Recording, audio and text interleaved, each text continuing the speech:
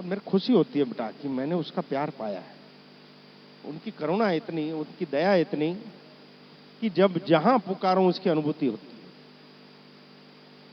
और वो आपको भी हो सकती है, नहीं हो सकती ऐसा नहीं, लेकिन आप सेवा भक्ति का हम मत लाओ। अब सेवा का या भक्ति का अहंकार मत लाओ कि हम ये करते हैं, हम वो करते हैं। अरे उसकी इच्छा नहीं हो तो किसी की औकात नहीं है यार उसके नाम से कर सकते। ये तो उनकी कृपा है कि उनके नाम से वो घंटे बजाने दे रहे हैं, उनके नाम के शंख फूकने दे रहे हैं, उनके नाम की ये चादरें ओढ़ने दे रहे हैं, उनकी कृपा है। हम हमारे परिवार का, हमारे संसार का नहीं कर सकते, हम उनके लिए क्या करें? लेकिन सेवा का हम नहीं, भक्ति का हम नहीं। वो अगर कुछ करने दे रहे हैं तो अहो भाग्य कि वो हमको कुछ करने दे रहे हैं, हमने सेवा पाई। लेकिन वचन पे भरोसा, वचन पे भरोसा।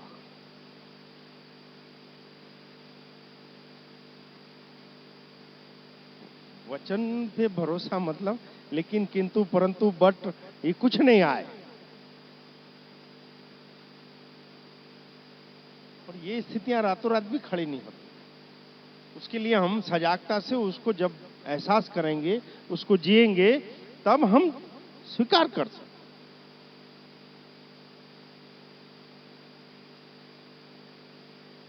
एक सीधी बात समझ लो बेटा, अगर हमारे बस में होता, माड़ी बोलते हैं टेंशन नहीं लेना कभी। अगर हमारे बस में है, हमारी समझ में है, हमारी हमारी हमारी हद में है, तो परिस्थिति को बदल लो। जय मणे, अगर हमारी औकात में है, चालू भाषा में बोले, तो परिस्थिति को चेंज कर लो, अनुकूल कर लो। टेंशन क्यों ले रहे हो? जाग रहे हो ना? और अगर हमारी औकात के बाहर है तो टेंशन क्यों ले रहे हो यार? जब तुम परिस्थिति को अनुकूल नहीं कर सकते तो छोड़ो उनके भरोसे। जिसको आप मानते हो, जिसमें आपकी श्रद्धा है, उनको सौंप तो दो अपनी जीवन नैया एक बार।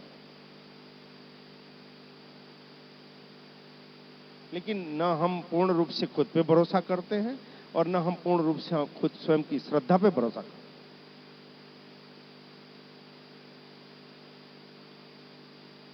कुछ नहीं करना है यार, कितना सिंपल, कितना सिंपल, खाली छोड़ देना।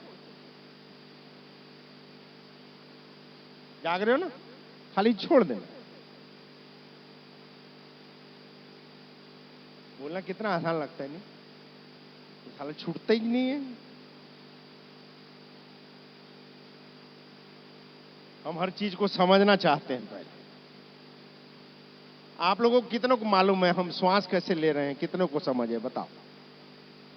हम जो खा रहे हैं वो खून में कैसे परिवर्तित हो रहा है? कितनों को समझ में आई बात? हाँ जी। और हम जो खा रहे हैं वो टट्टी बन के बाहर निकल रहा है, कितनों को समझ में आई? वो पेशाब कैसे बनता है, कितनों को समझ में आया? लेकिन फिर भी हम जी रहे हैं। ये समझ में नहीं आता, लेकिन उनको समझने बैठना है कि ये देव क्या है।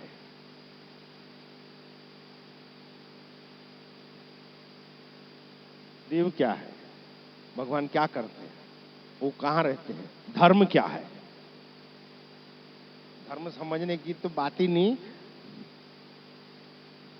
हम धर्म की चर्चा करने के लायक भी नहीं। धर्म को जी जाओ बस। एक एग्जांपल दिया था ना, जैसे आप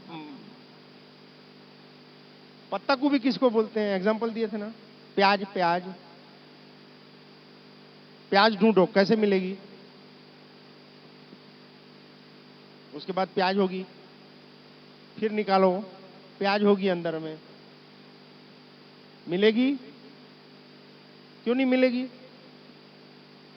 वाह, प्याज की परत उतारेंगे कहीं तो प्याज होगी, या पत्ता गोभी के हम पत्ते निकालेंगे कहीं तो पत्ता गोभी होगी अंदर में।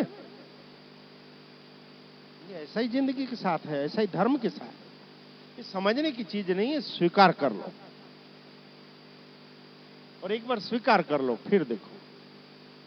मैंने एक बार कहा था, धर्म और विज्ञान का जो फर्क है, हम विज्ञान के युग में जी रहे हैं। विज्ञान जब हमको कोई परिणाम देता है तब हम स्वीकार करते हैं। परिणाम मिलता है तब हम स्वीकारते हैं उसको विज्ञान। और आध्यात्म जब हम स्वीकारते हैं तब परिणाम मिलते हैं। हम पहले स्वीकारें तो कि आप हो, आपकी सत्ता है। सो सिंपल, फिर कुछ नहीं करना है, कोई बजट नहीं, कोई रिश्तेदार नहीं, कोई सिक्योरिटी गार्ड नहीं, कोई बीमा नहीं, कोई नौकर नहीं। वो क्या गिना?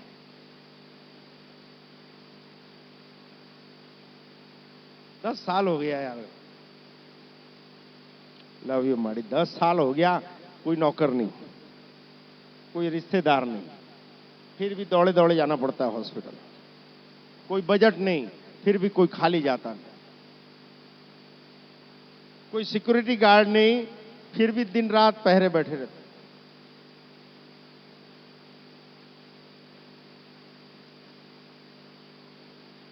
क्यों? स्वीकार ली, स्वीकार ली कि आप हो।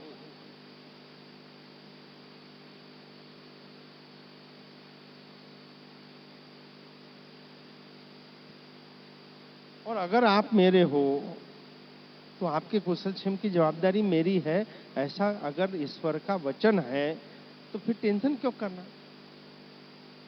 अगर आप मेरे हो तो आपकी कुशल क्षेम की, अगर आप मेरे हो, जय मणे, अगर आप मेरे हो तो योम क्षेम वहम्य, अगर आप मेरे हो तो तुम्हारे कुशल क्षेम की जवाबदारी मेरी, और नहीं है तो हम टेंशन काहे लें? हाँ जी, शरणागत की वो सुरक्षा देने की जवाबदारी है देव।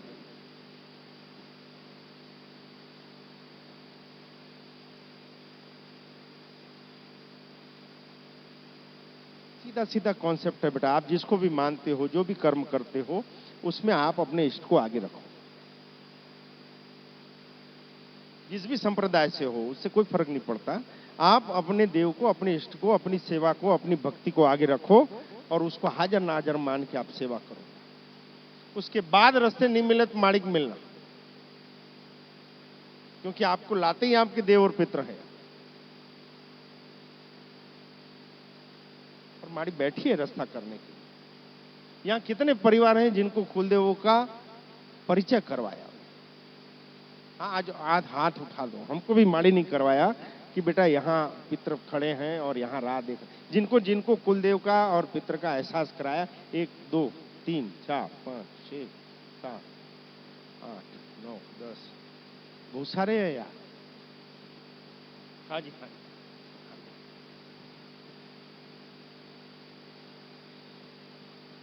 अरे घर के बुजुर्ग, सूक्ष्म जगत के वो हमारे देव और पित्र, लौकिक जगत के वो हमारे बुजुर्ग। और जिस घर में बुजुर्ग हो उस घर में कोई दुखी ही नहीं हो सकता। देव दया करने को तैयार है, मां अपनी गोद फैला के बैठी है, लेकिन बालक बन के आके। आपको अगर देव की दया होना तो बच्चे बन के आना, बाप बनने की कोशिश नहीं करना। बाप बन के देख लिए जगत में, अब देव के सामने बालक बन के एक बार देख। जितना बोले उतना कर लो। जब मारे हमको खेती आती है, खंडेला जी अपन खेती आती है, क्या खेती है माड़ी की? कि अभी वरिष्ठ कृषि अधिकारी आए थे, कृषि विकास अधिकारी माड़ी खेत आए थे 2 दिन पहले। तो क्या इंजीनियर, ये इतना लंबा लंबा भाषण दे, ऐसा करना चाहिए, वैसा करना चाहिए, ऐसा करना चाहिए। क्योंकि हम लोग ऐसी जगह खड़े थे जहां उनको बोलने का मौका मिले। वहां आने के बाद फिर जहां मेन है वहां आए तो अरे ये है, अरे ये भी है, अरे थोड़ा फोटो खींचो हमारा इसके साथ में। इतना फोटो खिंचवाया है वरिष्ठ कृषि विकास अधिकारी कि ये इतनी इतनी सोयाबीन, ऐसे अकाल में ऐसा धान, ऐसे आम के पौधे, ऐसे जाम, ऐसे जाम, और ये बाप रे। बोले मैं छत्तीसगढ़ गवर्नमेंट को लिखूंगा, बोले कि खेत हो तो माड़ी जैसा। क्यों बिनवा? मैं अधिकारियों को बताऊंगा, और वो जाके ऑफिस में पहले वही चालू कर दिया, देखो बे खेत किसको बोलते हैं मालूम, माड़ी के यहाँ जाओ। 3 साल पहले 4 साल पहले जिसको एबीसीडी नहीं मालूम, लेकिन वो सब कुछ जगदम्बा ने कराया। जब बोलती है आज जोत ले, तो फिर ये नहीं देखना है कि आज चौगड़िया और मुहूर्त क्या है।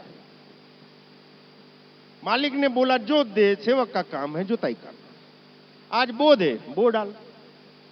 आज कटाई चालू हो गई माड़ी खेत में। आज सोयाबीन 2-4 एकड़ तो कट जाएगा। इतने सेवक लग गए वहां पे कि आज सोयाबीन एक तरफ से खत्म।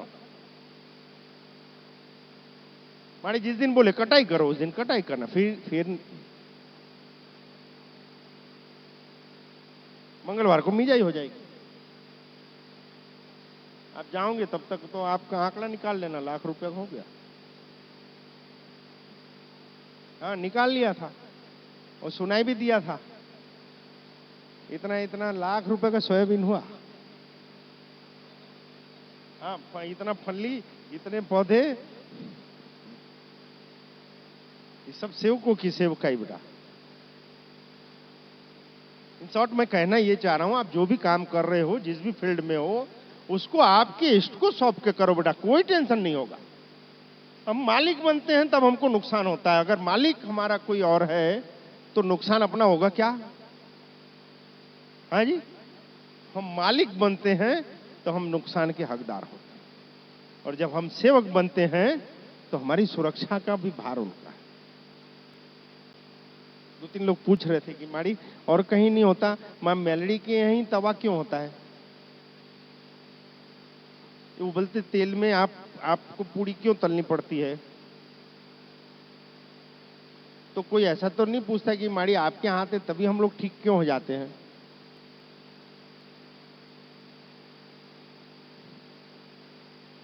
यहीं पे ऐसा बोर्ड क्यों है? यहीं पे दान पेटी क्यों नहीं है?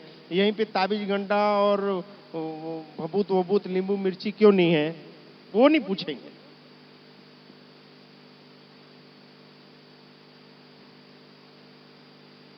लेकिन फिर भी बता दें क्या?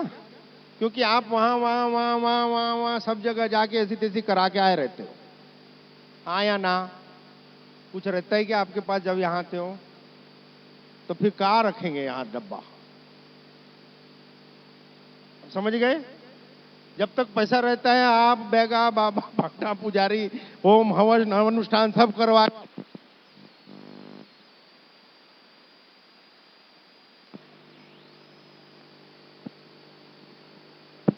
जब मां मेलड़ी गली मिली तो अपन को मालूम है फटेहाली आया है, उससे जब पहले ही बोर्ड लगा दो।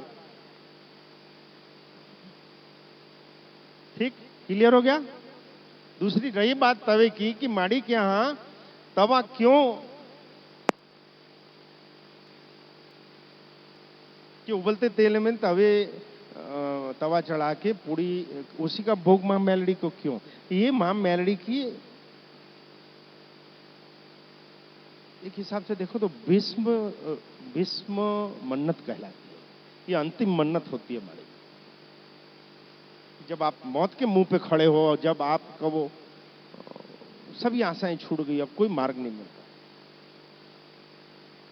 सच्चे दिल से मां मेलड़ी को याद करके आप तवे की मन्नत बोलो। विधाता ने आपकी फुल स्टॉप कर दी होगी लाइफ की कि ये टाइम खत्म, तो भी मैं छाती ठोक के बोलता हूं बेटा, मेरी मां मेलड़ी आपको एक्सेशन देती है वापस।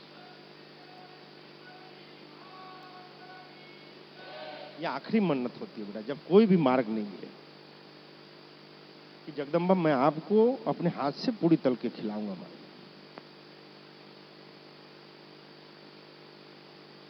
अब एक बात बताओ, जब अच्छी अच्छी साड़ियां और चुनरियां आती है तो कैसे लेते हैं?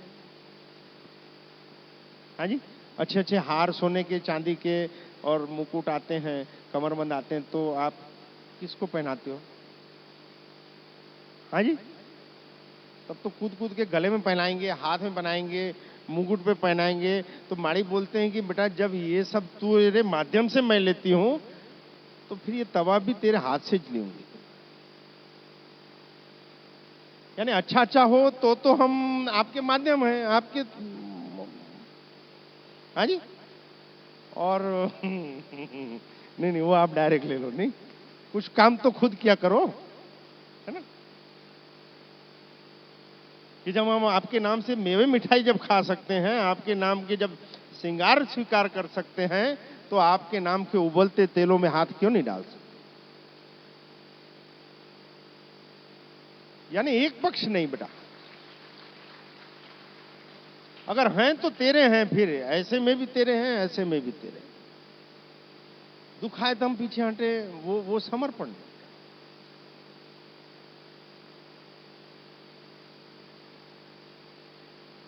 कुछ नहीं, अच्छी मां मिल गई है, अगर ले सकते हो तो बहुत कुछ ले लो, नहीं तो कोई बात नहीं, अपनी दुकानदारी में कोई फर्क पड़ने वाला है नहीं। आप कभी आओ बेटा, समझ लेने आओ माड़ी के पास, आप सही विकल्पों के लिए आओ मां मेलडी के पास। आप अनुमोदन करवाने मत आओ, ये कर रहे हैं बस ठीक हो जाए, आशीर्वाद दे दो, ये सब चकलस यहां नहीं होती। आपको अनुमोदित नहीं किया जाएगा, राइट नहीं मारा जाएगा। आप कर रहे हो हाँ हाँ सही है, ऐसा नहीं बोला जाएगा। आपको क्या करना चाहिए ये पूछने माड़ी के पास। और एक बच्ची जो अभी मरते मरते जिसको माड़ी ने बचाया, वो बोल गई कि माड़ी के यहाँ सहजता से जो सुख बांटे जा रहे हैं, वो 10 साल बाद समझ में आए कि माड़ी के हर रविवार को हर बच्ची को फॉलिक एसिड और आयरन की गोलियां प्रसाद लेने के बाद दी जाती है। लेकिन जो निरंतर आते हैं उन लोग क्या इसमें, और जो निरंतर आते हैं और जो जो ज्यादा नजीक हैं वो ज्यादा भयंकर गलतियां करते हैं, वो लापरवाह हो जाते हैं। तो जब मौत के द्वार खड़े होते हैं तब, अच्छा कईयों को ये भी है, अभी थोड़ा विश्राम हो जाओ यार, कईयों को ये भी है कि यार देव द्वार जाएंगे तो साला हमको कुछ नहीं होना चाहिए, ज्यादा होना चाहिए, ज्यादा होता है। इस चकलस में भी मत रहना कोई कि हम देव की दया या देव की सेवा या देव का प्यार पा रहे हैं तो हमको तकलीफें, मुश्किलें, परेशानियां, रोग नहीं आएंगे, ऐसा नहीं है, यहाँ ज्यादा आएंगे। इस भाव से आते हो तो भी इस चौखट में नहीं आना। भाई देव के यहां बचने के लिए मत आओ यार, देव के लिए मजबूत बन के लोगों को बचाने के लिए आओ। क्या आपके में वो सामर्थ्य है, आप में वो विवेक जगे, आप में वो बुद्धि की तेज बने कि आप जगत को काम आ सके। खुद का करने के लिए देव के पास क्यों आए?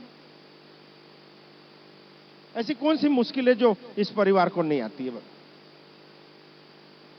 हाँ जी, वो सही बात है यार, वो जितेंद्र बोल रहा था पैर ठीक हो जाए, पैर ठीक हो कौन से झंडे गाड़ लोगे बताओ? चलो,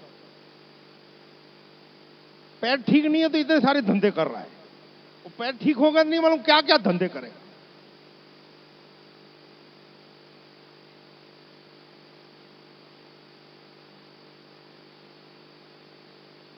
मैं जब से समझदार हुआ ना तब से मेरी जेब में पैसा नहीं रहता, और अब मैं नासमझ हो गया हूं तो अब भी मेरी जेब में पैसा नहीं रहता।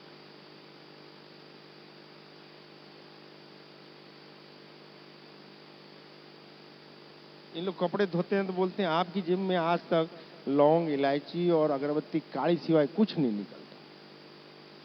मंगला आती थी, सेवा माड़ी कपड़ों करती थी, उसको बोलता बेटा जेब देख लिया कर। क्या देखो, अगरबत्ती काली लौंग ही निकलेगा, पैसे कभी रहती नहीं।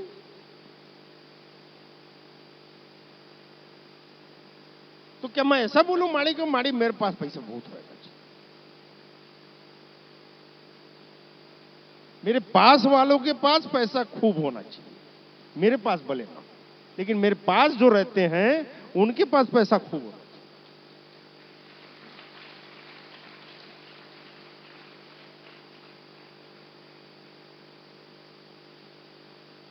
क्या होना, क्या ठीक रहेगा बताओ, क्या ठीक रहेगा?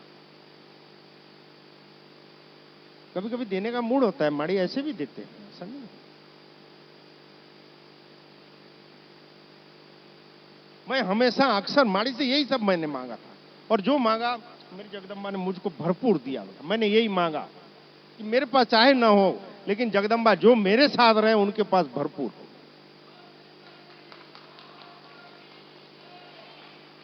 लेकिन जब तक साथ रहो तभी तक, जब तक रहे तू साथ हमारे, दुख ना फटके तेरे द्वारे, कली के मैल नसाऊंगी मैं, सोया भाग जगाऊं।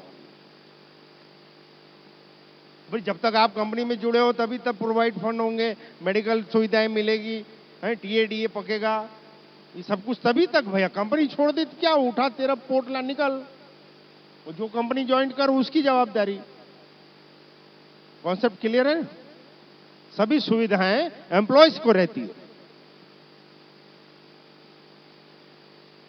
और ये भी वादा है बेटा आज इस नवरात्रि का, चौथी आज रविवार है और चौथी नवरात्रि, 5 अक्टूबर 97 भी आज ही का दिन था जब जगदम्बा का पहली बार स्थूल रूप से दर्शन पाया। कि अगर आप मां मेलडी से प्यार करते हो तो आपके हर दुख को मेरे से भिड़ के जाना पड़ता है, और छोड़ने की हमारी आदत है ही नहीं, न मेरी न मेरी मां की। शरणागत है उसको भी नहीं छोड़ते, और खजवाने आए उसको भी नहीं छोड़ते।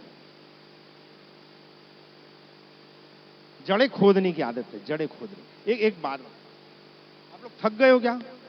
तो क्यों इतना जेल रहे हो? जिसको जाना है जाओ ना, ब्लेडर किसके किसके फूल हो गए, जाओ। तो ध्यान इधर कम रहेगा ना, सुसुम ज्यादा रहेगा। हर वनस्पति, हर वृक्ष समय आने पर फूल और फल देता है, हाँ ना? समय आने पर क्या हमने समाज को या देश को कुछ दिया? खुद से सवाल करना। और अगर हमने परिवार को, समाज को, देश को अगर कुछ नहीं दिया तो जानवरों में और हम में फर्क क्या है? हम आपको ज्वलंत सवाल दे सकते हैं, आप जग जाओ तो आपका जीवन बन जाए। समय आने पर हर वनस्पति फल और फूल देती है, लेकिन हमारा समय ही नहीं आता। और कमाना है, और कमाना है, और कमाना है, किसके लिए और कितना, कब तक?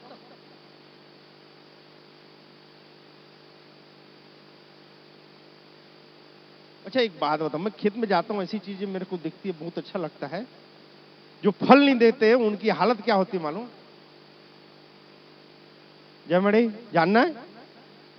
जानना है?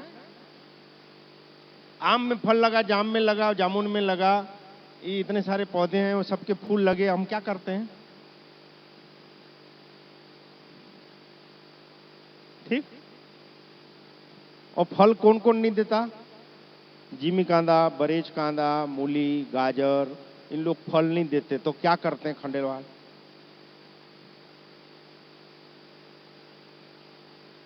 हाँ जी, जो फल नहीं देता खो देते होंगे नहीं?